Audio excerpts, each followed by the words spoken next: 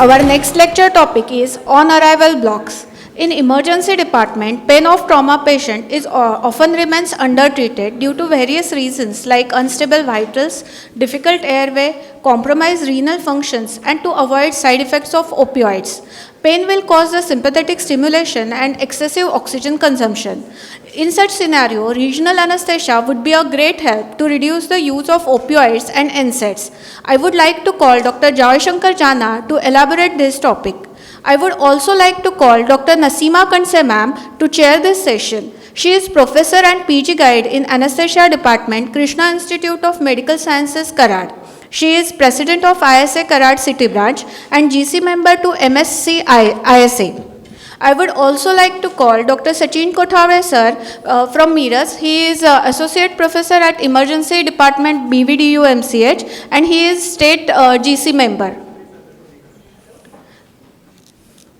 I request Dr. Kanse ma'am to briefly introduce our distinguished speaker, Dr. Joyshankar Jana sir. And before I introduce Jana sir, I know we all are hungry, ready to go for our lunch, but Jana sir lecture will be excellent and very interactive. You won't get bored, don't worry. So he is a well-known personality, Dr. Joyshankar Jana sir. He is a senior consultant at KEM Hospital Pune and Galaxy Care Hospital Pune. He's got lots of awards for best paper presentation, anesthesia for robotic surgery at ATCON 2010.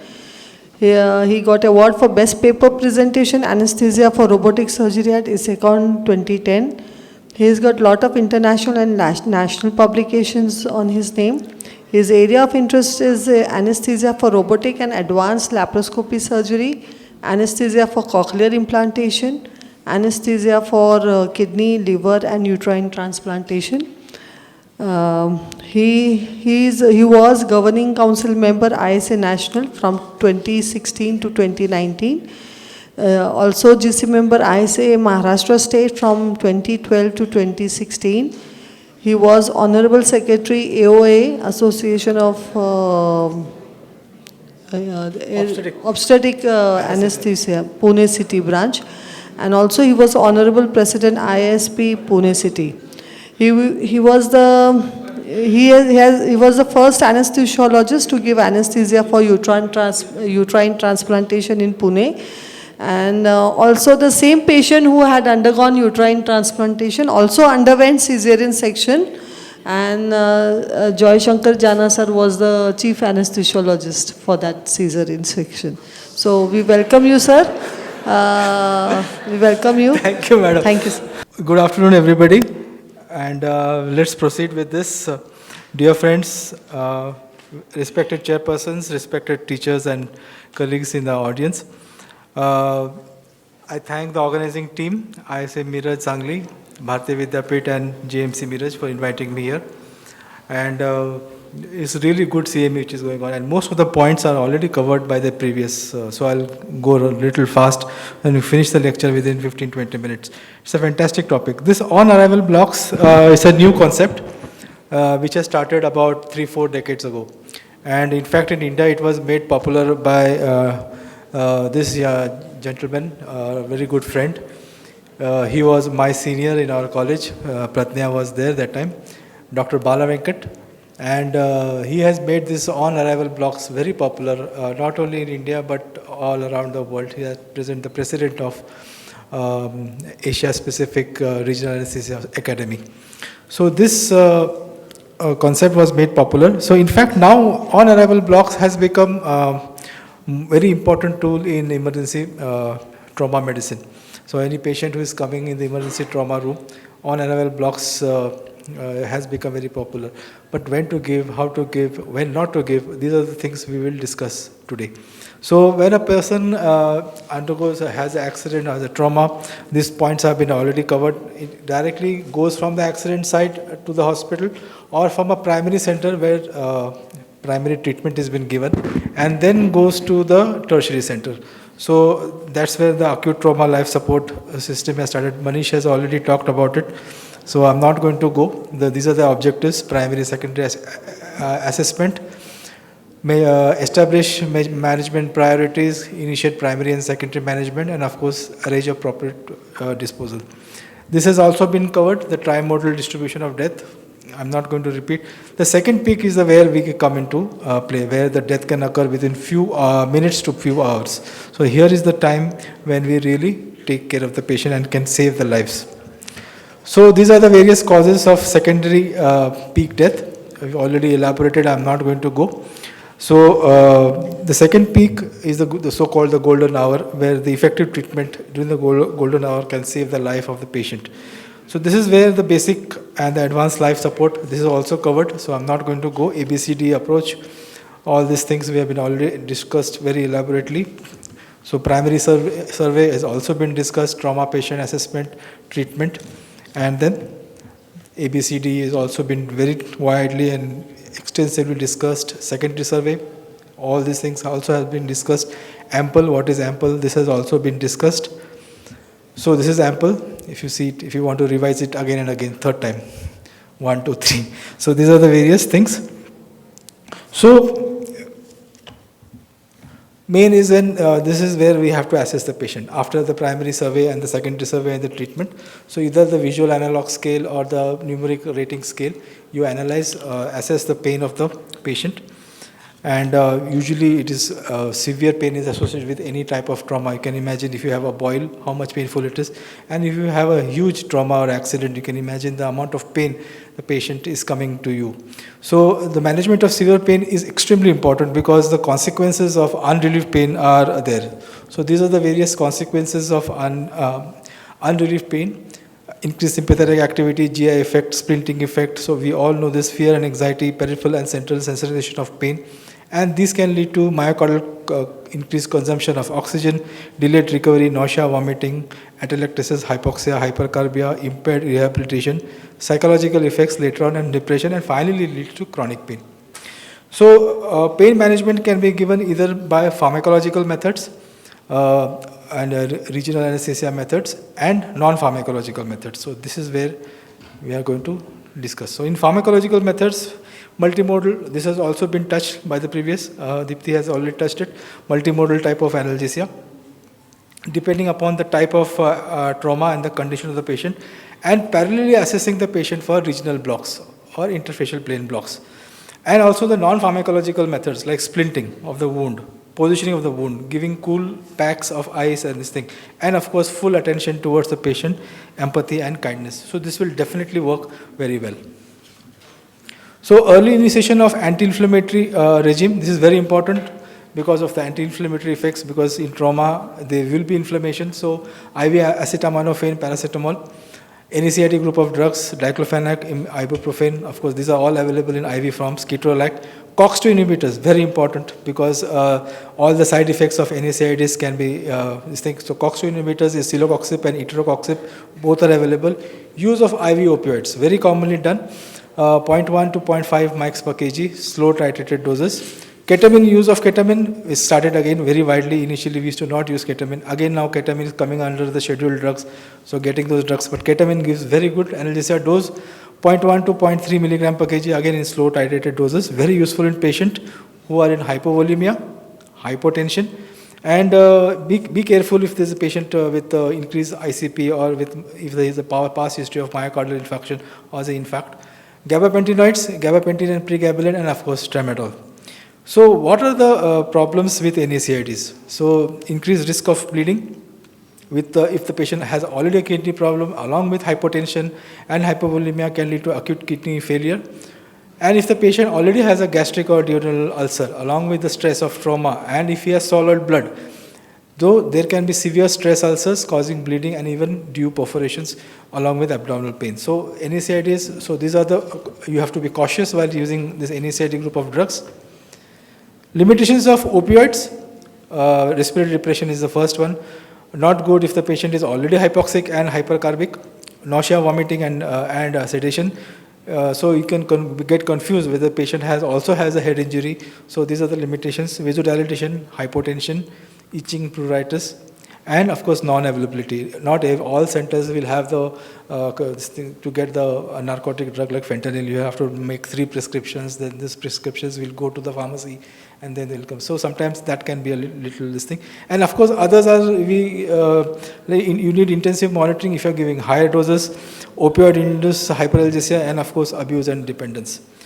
So that's why this novel idea of on-arrival blocks has started becoming more and more popular, especially in trauma patients. So what are the various types of on-arrival blocks can be given? So tissue infiltration, very commonly we do it. Field blocks, intra-articular injections, fracture hematoma injections, regional nerve blocks and intrafacial plane blocks, and of course finally the neuroaxial like spinal and epidural. So we'll touch a little bit of everything. So if you get a patient with a blunt trauma, which is in the superficial area, so if the skin is intact, you can see, it's a little busy slide. So if the skin is intact and is a blunt trauma on the skin, you can apply a Prelox cream and lignocaine 4% cream. But if the skin is not intact, then lignocaine 4% or lignocaine spray. So to decrease the infiltration. So if you have to do suturing of the open wound, so use small needles, inject the anesthetic slowly. You can use sodium bicarbonate to buffer the local anesthetic. Inject the anesthetic from the area of laceration rather than through the intact skin, and of course apply some topical local anesthesia before you start cleaning and suturing the wound. So what are the benefits of this regional anesthesia or analgesia technique? So it is more target specific, effective analgesia, significantly and very significantly reduces the use and the need of opioids and sedatives, very useful in patients who are already hypovolemic or hypotensive.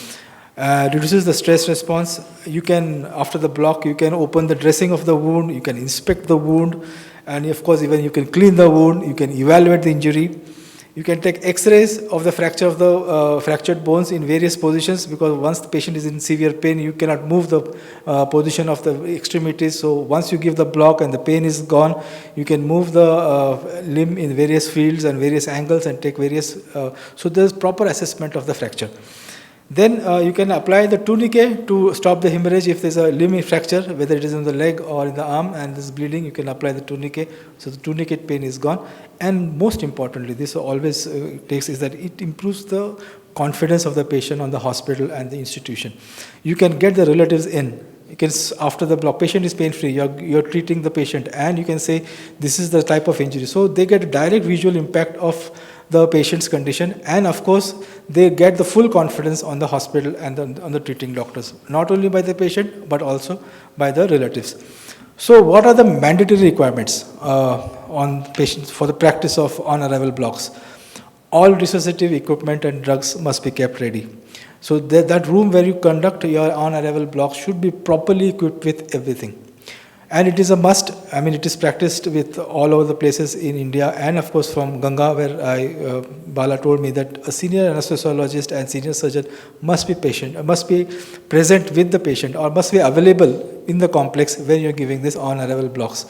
And if needed, after the block, you can proceed for the surgery. That means you need a OT, we should be vacant, and all the persons in the OT should be also available, right from the technicians, X-ray, radiographer, scrub nurse, everything.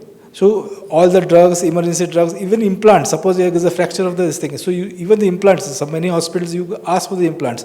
So the implant man will come on his scooter, and then we have to autoclave. So all this logistics of getting the OT ready should be there. And then we can go in for the, not only for definitive surgery, but also gives good analgesia.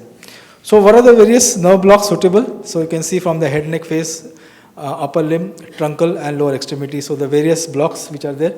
So head and neck, infraorbital, inframental, supratrochlear, zygomatic and mandibular. For neck and upper extremities, superficial cervical, suprascapular, brachial plexus, most commonly practiced, and peripheral, radial, medial and ulnar.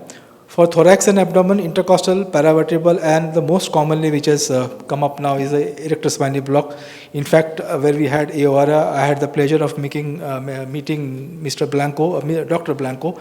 He is the one who introduced erector spinae block in the year 2016, and it has become very popular block for pain relief. And of course, the lower extremities, femoral nerve blocks, lateral cutaneous nerve blocks, popliteal sciatic, all those blocks we know. So we'll go through this picture, which is a ghastly picture, I'm sorry. You can see the trauma in the upper limb and the fingers. And if you see this patient is pain-free now because of the block. And so either the supraclavicular block, so this I have I have requested, and I was glad Dr. Bala Venkat shared this photograph. So this landmark guide training, you can see Dr. Ravindra Bhatt. That was his senior, Dr. Bala Venkat senior, who started this practice in early 1995-96. And that time there was no USG, so he used to give landmark guided supraclavicular and all those inferior extremity blocks, and he had a success rate of more than 95% because he kept on practicing. And then now, of course, we have this ultrasound guided. There is more accurate, more specific, and you can see the nerve, and you can definitely block and give instant pain relief. So you can see the benefits. The patient is having a tourniquet, so blood loss is stopped. You can see the various position of the X-ray, so the orthopedic surgeon can study the fracture properly. And of course, they can clean the wound, because these are all roadside accidents and trauma, so there will be a lot of leaves, dust, all the things which is there on the road. So you have to clean. It could be glass particles or iron particles or something. So everything can be cleaned, and then directly they can go for the proceed for the surgery. Especially if there is a severing of the fingers, it gets cut by a say pusher or something, you can directly proceed and implant those fingers along with the continuous supraclavicular technique of block. So for the lower extremities, now I will not show any ghastly pictures. So you can start off with the most commonly is the femoral nerve block, suprainguinal fascia iliaca block. So I'll explain. So this is the most common block which we give. Elderly man falls in his house, in his bathroom, and comes with a fractured neck femur. And he has all the comorbidities. He's somewhere 75, 76, hypertension is there, diabetes is there. He has an IHD. And then he comes to the hospital in severe pain. He's got a tachycardia, say more than 140, BP of 230 by 130, high blood sugar, low urine output, and of course he's very restless and sweating. And some neighbor, because his children are in US, so some neighbor picks him up and gets him to the hospital. So here we need, for the BP of 230 by 130 and sugar and all, we need not refer such patients to medicine, cardiology, nephrology, diabetology. One simple block will relieve his pain, and all these parameters will come down. So that is the importance of on-arrival block. So a simple femoral nerve block, I haven't shown a photo of this. It's most commonly done. I am sure all must be practicing femoral nerve block. It is very easy to give. The one on that side is the fascia, suprainguinal fascia iliaca block. You can see the iliacus muscle and the femoral nerve and the artery. So that's the plane where the needle is sitting. That's the plane of fascia iliaca block. It gives fantastic pain relief to the area around the hip joint. And then, of course, the PENG block, that is the pericapsular nerve group block, is also very excellent of giving the pain relief, especially if there is a fractured neck femur. Then, if you go down in the lower extremities, so this is for the lower extremities. Again, no ghastly pictures of fracture of the legs and all. Very simple thing I showed is a dislocation of the ankle. You can, in the emergency department, you can definitely reduce the ankle dislocation by giving a popliteal sciatic nerve block. So this is the ultrasound picture of popliteal sciatic nerve block. This is the popliteal artery, which is red, popliteal vein, and these are the two groups of nerve, common peroneal nerve and the tibial nerve. Excellent pain relief. You can reduce the dislocation ankle, and patient can go home. So these are various benefits of this thing. Now we have already talked about the benefits. Now word of caution. So caution. So if there is injury or transaction of the brachial plexus, never give this block. Now this you have to either find it out by using the peripheral nerve stimulator. You will not get a reflex if there is transaction of the brachial plexus. Because if you give the block, if there is transaction or injury to the brachial plexus, you can sometimes get a total spinal because of the meninges which is coming out from the plexus and the trunks. The local anesthesia drug can go inside and cause a total spinal. So that is why this block should be performed in the room, maybe in the operating room or the ante room, outside the operating room, where All resuscitative equipment, everything is there. Rule out nerve injuries and avulsions. So you give a block and there is already a nerve injury or avulsion, and you will get the blame because you gave the block. I am not be able to move, or there is a nerve injury. So rule out nerve injuries and avulsions. Usually the surgeon finds out when they are cleaning or repairing. Okay, this nerve has been damaged, so they can record it. Then of course, everything very important because you are giving massive volumes of local anesthetic. So resuscitation drugs, lipid emulsion should be ready where you are giving this block. Patients with coagulation disorders and anticoagulants, of course, those guidelines we know. Most important point is that if the patient is going to go ahead or will be leading for a compartment syndrome, suppose there is a fracture of radius ulna or fracture of tibia fibula, there can be compartment syndrome. So if you give a block, so this compartment syndrome sometimes can be missed or ignored, or rather can come to know later on.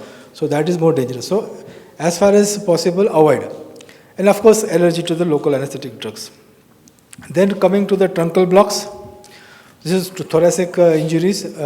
Most commonly, we have the fracture of the ribs. It may be single rib, multiple rib, bilateral fractures, flail chest. All this has been discussed. Excellent block is erector spinae block. It is very easy to give. You can see the sono image of on that side, on the upper end. You can see the nice transverse process. This was just given, I think so, last 12th June. So this was a trauma patient who had come. Excellent. He had bilateral fracture, and then we could put an ICD under this block.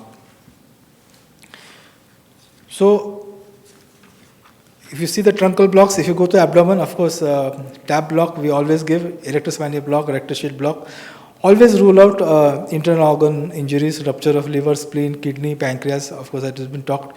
Fast, E-fast, all those focus already has been covered, so I will not go into that. So on-arrival blocks is a new concept which is coming up, very useful, novel idea, very useful for the patients in trauma who are in severe pain, instant relief of pain. You can use landmark guided if you don't have a ultrasound, or using a peripheral nerve stimulator. Of course, if you have an ultrasound, it is fantastic. They are more accurate, you can document it, it is good for the safety. So practice safe, and you can definitely save multiple patients' lives. So thank you. Thank you, sir. You have covered almost all aspects of blocks. Just two things I would like to point out. Question answer is more important. No, question answers no. I had the privilege of meeting Dr. Ravindra Bhatt sir at Ganga Hospital when I had gone for my fellowship in regional anesthesia. We used to prepare the supraclavicular area and wait for him. He would just come, put his thumb, introduce the needle, and done. Like we keep asking, you have paresthesia, mungia aletka, he aletka, nothing. He would just come, palpate the vessel, just introduce the needle, and 100% block would come. Like this sparing, that sparing, we never saw at that time in 2011. Secondly, one more thing I would like to cover here is blocks not only help the surgeon in proper evaluation of the fracture site, but also proper imaging of the fracture site is done. Because once there is pain relief, you can extend the limb and you can take the radio images. Various views. Also, they have said that it reduces once there is pain relief, good pain relief, it reduces the inflammatory markers. And these reduction in the inflammatory markers reduces the morbidity at 30 days, and 90-day morbidity incidence is reduced drastically. So these patients, they go home very fast once you give them pain relief on arrival itself. So thank you, sir. Excellent lecture by you. I finished it early because so that you can ask questions. That is more important. 15 minutes हम बोला. Any questions? Now, two important announcements. Sorry, ma'am. No, sir, two important announcements. First is the coming ISA conference of our own state, Maharashtra, ATCON Maharashtra 2023, which is to be held in Pune. I heartily, very open-handed welcome you all. Please kindly register all those postgraduate students. There is ample space for your posters, platform presentation, paper presentation. It is to be held in the city of Pune, JW Marriott, in the first weekend of October, that is 5th, 6th, 7th of October. And the second major incident conference, which is our national conference of pain, which is going to come up in month of February 2024, which is just about 6 months ago, 6 months from now. So all those guys who are interested in pain, so it's a fantastic platform to come and see. We have live workshops, all fantastic lectures by national and international. So I welcome you all. So we have the poster here, we have our secretary here. You can definitely register. Sorry, Kanse madam. Nahi? Dala? Any questions from the audience? Yes, sir. Yes, sir. You just mentioned about the anticoagulants. Yes. How many times we don't know whether the patient is on anticoagulant or not? Yeah, so that is why this question ample. Ample means A for alcohol. Agar so in the drugs, you have to ask whether the patient is on anticoagulants. Not only anticoagulants, there can be even congenital coagulation disorders, pediatric mother. So that history taking is in the secondary survey when you are resuscitating the patient. So that parallelly should go. Platelet, all those lab investigations, when we are doing the secondary survey, we send the investigations, we send all the x-rays and imaging. So that's where when you get all the parameters. INRs, हे ते सगळे येतो तेव्हाच येतो. On arrivalच आहे ना ते. नाही sir, पण आपण प्लॅन कसं करणार की त्याला ब्लॉक द्यायचा की नाही आपल्याला? So I just we discussed. Are not able to get the history proper in that scenario. Your primary survey is going on.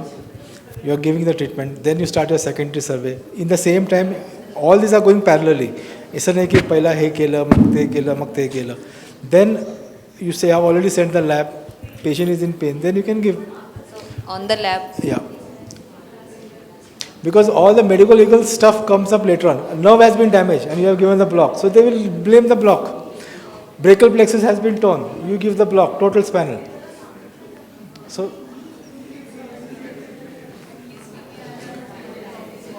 yeah, always, always. Sir.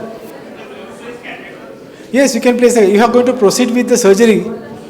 म्हणजे तुम्ही ब्लॉक दिला आणि नंतर तुम्हाला सर्जरीला घेऊन जायचं आहे. You can place a catheter and continue. And not only after the surgery, you can continue the catheter after the surgery for post-op pain relief. Actually, it buys you time till your investigations comes, till the patient is hemodynamically stable, and if you have to take him to the OT, you should have OT also ready. Yes. So it just buys time and gives very good analgesia to the patient. Sir, Sir. What drugs are used and what dilution? Is it for analgesia purpose only or anesthesia purpose also? That is a very good question. Suppose if the fingers are severed, म्हणजे हात ते कोयतामध्ये कापला गेला, boat separate झाले, and you have to go immediately for surgery. So that is the time when you give anesthesia. But if there is a dislocation or they need some more time, then you can give analgesia. म्हणजे instead of giving in the anesthetic doses, you can giving in the analgesic dose. And of course you can give more additives so that the duration of analgesia goes up. म्हणजे जर आपलं dexamethasone आहे, dexmedetomidine आहे, there are so many additives you can go. You can add a narcotic. So that's how it goes. But if there is a severity, or rather if you have cutting of the fingers, then you can put a catheter, what sir said, and you can proceed with the same catheter for the surgery also. Thank you. Thank you, sir.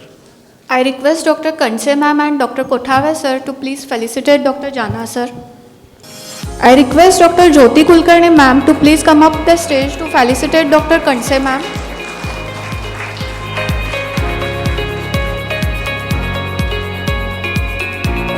I request Dr. Sudhir Patil sir to felicitate Dr. Kothave sir.